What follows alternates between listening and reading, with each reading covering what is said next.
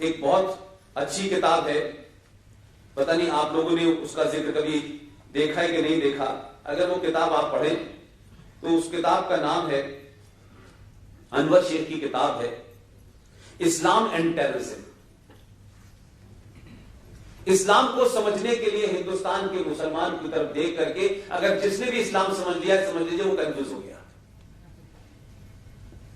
अगर इस पूरे खित्ते में, इस पूरे कॉन्टिनेंट में अगर इस्लाम का बदतरीन इस्तेमाल हो रहा है और इस्लाम के बारे में झूठ सबसे ज्यादा जो मुसलमान पूरी दुनिया के नहीं बोल रहे, उससे ज्यादा हिंदुस्तान, पाकिस्तान और बांग्लादेश में बोला जा रहा है। हमारे यहां इस्लाम एक मजहब नहीं है, इस्लाम एक डराने का हथियार है, अपनी नाजायज मांगों को मनवाने का एक हथियार है। कैसे हुकूमतों को डराएं, कैसे समाज को डराएं, कैसे इस व्यवस्था को इतना डरा दें कि आप कोई भी बात कहें, सडन एकदम भीड़ तंत्र सड़कों पे निकलेगा। और मेरा अपना जाती एक्सपीरियंस ये कहता है कि इस डर ने इस देश की पुलिस को भी डराया है, जुडिशरी को भी डराया है, और समाज तो पहले से डरा हुआ था। इसीलिए आपने कंप्रोमाइज शुरू कर दिए थे। आपको लगा कि हम अपनी पहचान को थोड़ी देर के लिए कुछ कम भी कर दें किसी को खुश करने के लिए। तो गांधी जी से जो सफर शुरू हुआ वो लगातार आज भी जारी है। गांधी जी ने अपने जो एक भजन जिसको वो गाते थे, वो कहां लिखा मुझे नहीं पता, जिसने लिखा उसका नाम मुझे पता है। उस भजन को सेकुलर बनाया गया कि कैसे देखने में ये सेकुलर लगना चाहिए। यानी दुनिया में मैंने कहीं ऐसा नहीं देखा कि आपकी पहचान जो भी है, जैसी भी है, किसी को खुश करने के लिए आपने मिटा दिया। और यही काम आपने किया था जिसके कारण आप 1000 साल से गुलाम रहे। लेकिन जब वक्त आया तो फिर दोबारा आप वही काम कर रहे हैं। ईश्वर अल्लाह तेरा नाम सबको सम्मति दे भगवान, ये ओरिजिनल भवन का हिस्सा ही नहीं है, ये कहीं मिलता ही नहीं है। लेकिन ईश्वर भी आ गए उसमें, अल्लाह भी आ गए। 50वें एपिसोड है जो गांधी की लिखी हुई किताबें हैं कि मुसलमान गुस्से में थे तो उसने कहा इनको मंदिर में बुला लो, इनको मंदिर में नमाज पढ़ने दो, और अगर ये तुम्हें मारे तो इनसे लड़ना नहीं है, इनका दिल जीतना है। ये दिल जीतने की जो कला थी मुझे आज तक समझ नहीं आई। हम खत्म हो गए, हमारा दिल खत्म हो गया, लेकिन हम दिल ही जीत रहे हैं काश तक। इसी तरीके से बहुत सारे कंप्रोमाइजेस हमने संविधान में कर लिए। पता नहीं क्या सोच के हमारे पूर्वजों ने किए थे।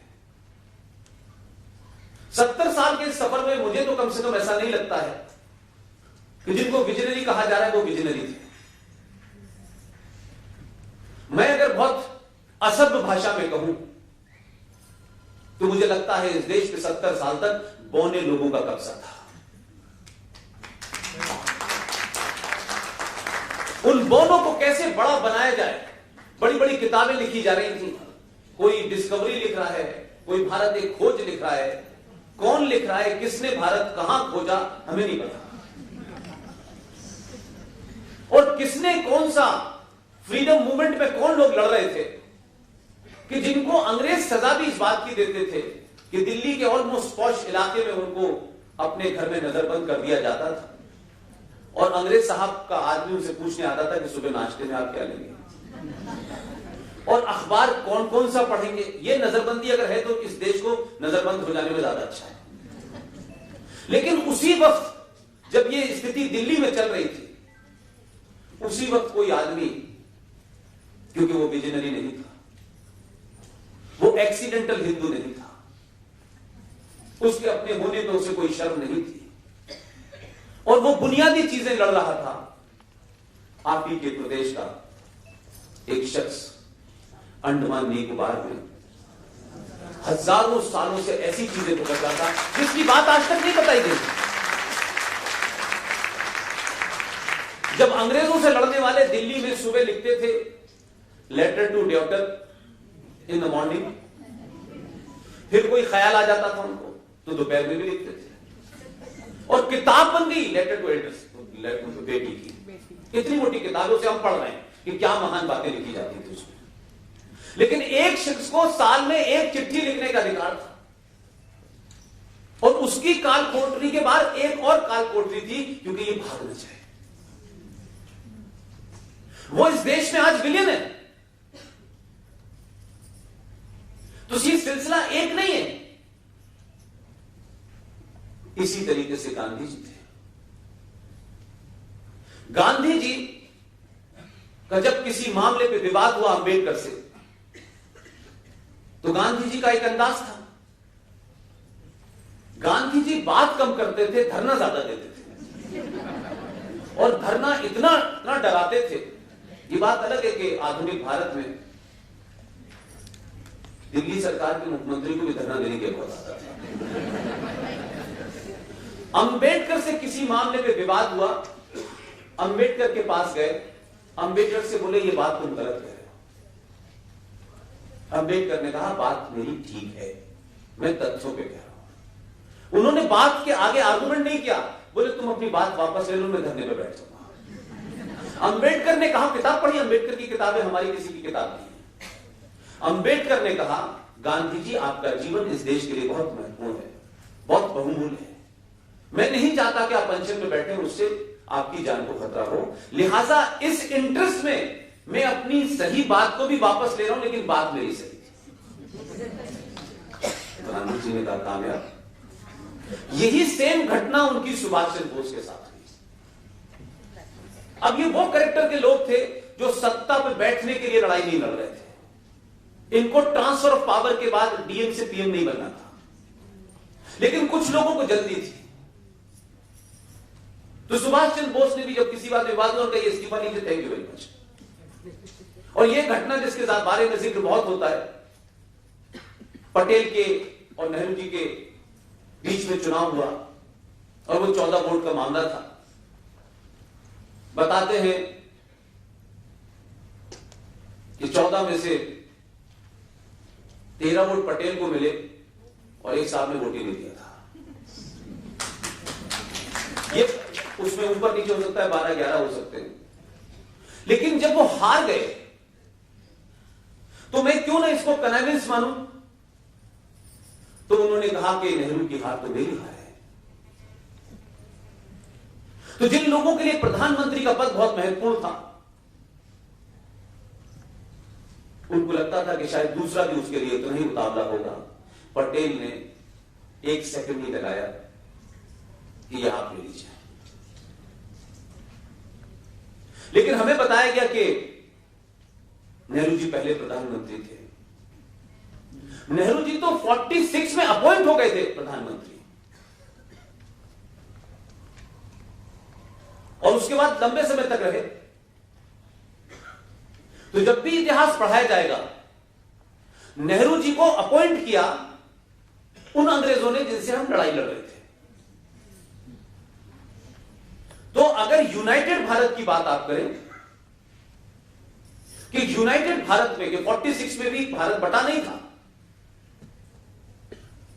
तो यूनाइटेड भारत में अगर कोई प्रधानमंत्री बना जो किसी के रहमो करम पे नहीं बना, जिसने अपनी एक फौज खड़ी की और पूरी फौज लेकर के नॉर्थ ईस्ट के इलाके मोयान में आया और पूरा का पूरा मणिपुर से लेकर के सारे इलाके में खड़ा हुआ, उसने अपनी करेंसी भी जारी की, उसने अपना बैंक भी जारी किया, और दुनिया के 11 देशों ने उसे मान्यता दी। उस आदमी का नाम था सुभाष चंद्र बोस। तो यूनाइटेड भारत का अगर प्रधानमंत्री कोई बना जिसने अपनी जाती शख्सियत के ऊपर दुनिया के 11 देशों से मान्यता ली, जिसमें यूएसएसआर जैसा मुल्क भी शामिल था, लेकिन मौसूफ जो 46 में बने, उन्हें सिर्फ माउंटबेटन का वोट मिला था। और माउंटबेटन का क्यों मिला था, इसके बारे में भी मुझे बताने की जरूरत है। उनकी मजबूरी थी। उन्हें अपना घर बचाना था, वो बेचारे घर नहीं बचा पाए प्रधानमंत्री बनने के बाद। इस घटना का जिक्र मैं इस रेफरेंस में कर रहा हूं कि एक बड़े इस देश के वो लीडर जिन्होंने कभी चुनाव नहीं लड़ा, जो सत्ता की दौड़ में शामिल नहीं हुए, और एक आंदोलन चलाया इस देश ने। उसमें उस आंदोलन का एक हिस्सा यह भी था कि अपने अपने नाम के आगे से सरनेम हमें हटा देना चाहिए। यह बात अलग थी कि उस समय सरकार में, इख्तिदार में, मेजॉरिटी में, दिल्ली की गद्दी पे कांग्रेस के लोग थे। उस आदमी ने बिहार से उठा और पूरे देश में एक आंदोलन खड़ा कर दिया।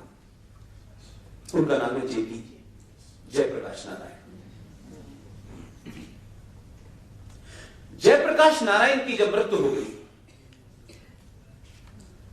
तो बहुत सारे लोगों ने कहा कि जेपी को पार्लियामेंट में श्रद्धांजलि देनी चाहिए। तो सारे कांग्रेसी खड़े हो गए। और मुझे दुख इस बात का है कि जिन लोगों ने ये मांग उठाई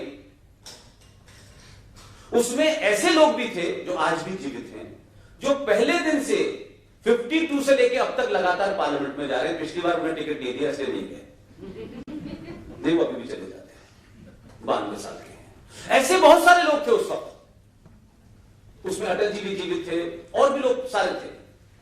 कम से कम ये घटना उन लोगों को क्यों नहीं पता थी, और नहीं पता थी तो जिम्मेदार कौन है, और आपने उस पर टोका क्यों नहीं? मैं तो आज उसका रेफरेंस भी देना चाहता हूं, उस घटना को बताना भी चाहता हूं कि इस मुल्क में जेपी जैसे आदमी को अगर श्रद्धांजलि दे दी जाती तो पार्लियामेंट में क्या ऐसा होने वाला था। तो श्रद्धांजलि तो हमारे देश में बापू को भी दी जाती, वो भी एमपी नहीं थे।